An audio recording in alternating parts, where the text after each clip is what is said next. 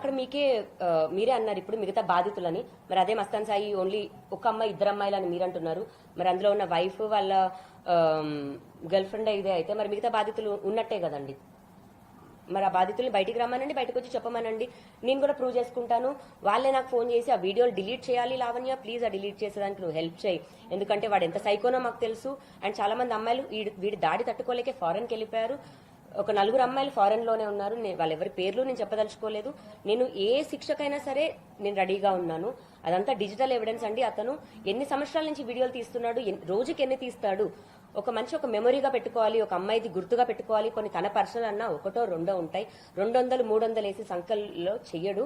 నెలకు అతను దాదాపుగా ఒక 500 వీడియోల వరకు చేస్తుంటాడు ఒక్క అమ్మాయివి. మళ్ళీ ఏ అమ్మాయికి అమ్మాయితో మాట్లాడుతున్నాడు అని కూడా తెలియదు. అంత చేస్తున్నాడు అంటే కారణం ఎందుకు చేస్తున్నాడు అనేది మీకే తెలియాలి. మీరు లావణ్య గురించి కాకుండా మస్తాన్ సాయి వీడియోలు ఎందుకు చేస్తున్నాడు దయచేసి ఒక క్వశ్చన్ అడిగితే ఆ రోజు లావణ్యది ఏం లేదు అని అర్థమవుతుంది.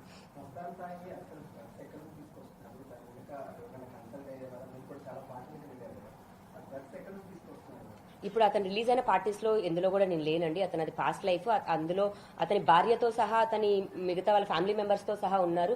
మస్తాన్ సాయి కూడా నేనే అలవాటు చేశానని చెప్తున్నారు. అవన్నీ 2014 నుంచి ఉన్న వీడియోస్. 2014 నుంచి వాళ్ళు డ్రగ్స్ చేస్తున్నారు.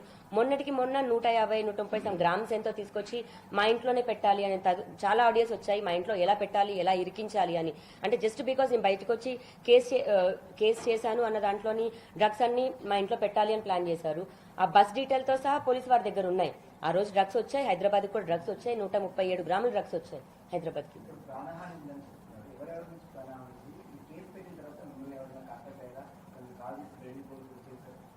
నన్ను బెదిరిస్తున్నారండి. నాకు థ్రెట్ కాల్స్ కూడా వస్తున్నాయి. ఇక్కడతో ఇదంతా నువ్వు ఆపేయి అని అంటున్నారు, లేదా చంపేస్తామని. ఆఖరికి వాళ్ళ ధైర్యం కూడా అదే అండి. రాజ్ తరుణ్ ఉండగా ఈ అమ్మాయి బయటికి రాదు అని. ఎందుకంటే సినిమాకి సంబంధించిన ఒక వ్యక్తి అతను కెరియర్ కోసం లేదా పరువు కోసం ఉంటాడు. అలాంటి వ్యక్తి ఉన్నప్పుడు ఈ అమ్మాయి బయటికి వచ్చి రాదు అని నన్ను ఎంతైతే టార్గెట్ చేశారో, రాజ్ తరుణ్ ఉన్నా కూడా నేను నా కోసం అంతే స్టాండ్ తీసుకొని బయటకు వచ్చి ఫైట్ చేశానండి. అందులో ఇప్పటికి కూడా కోల్పోయింది నేను, రాజ్ తరుణే. ఎంత ఇదైపోయామో ఈ రోజుకి కూడా జరిగి మొత్తం 7-8 నెలలు వస్తుంది. ఇప్పటికి కూడా రాజ్ వర్క్ చేసుకోకుండా ఇదయింది.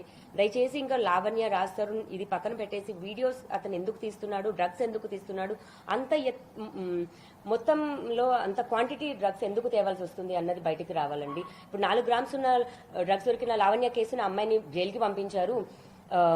మాది 35 గ్రాముల డ్రగ్స్ నన్ను యూజర్ గా వేశారు అని అంటున్నారు.